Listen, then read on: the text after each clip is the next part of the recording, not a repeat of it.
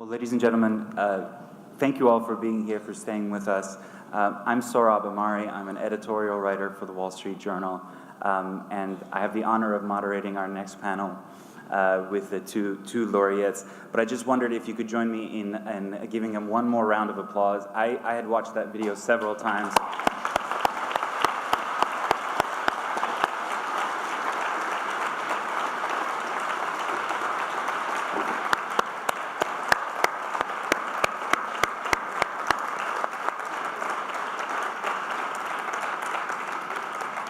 And I must say, it never stops moving me to my core to see that video.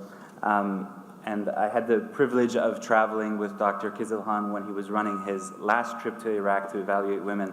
And we will go into their projects, but just to provide a bit of context for this discussion, you know, as the previous speakers, including Ambassador Moses and others, had alluded to, the 20th century was a century that was in many ways marked by mass murder and by genocide.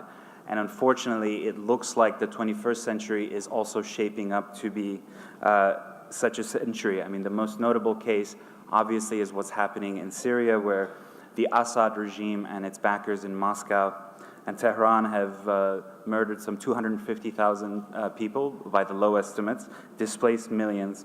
And this is happening at a time when there are people in the highest circles of power in the West who've made careers on the idea of never again. That's also a founding ideal of the United Nations, where we're so close to it. But no case has been as difficult and has not as hard-tugging as the case of the Yazidis, because they're a small and voiceless minority, and their plight is what we'll be discussing now. So I'll join my colleagues at the couches and invite each of them to comment on their experience, so we can learn more about what happened since you saw that video. So thank you all again, and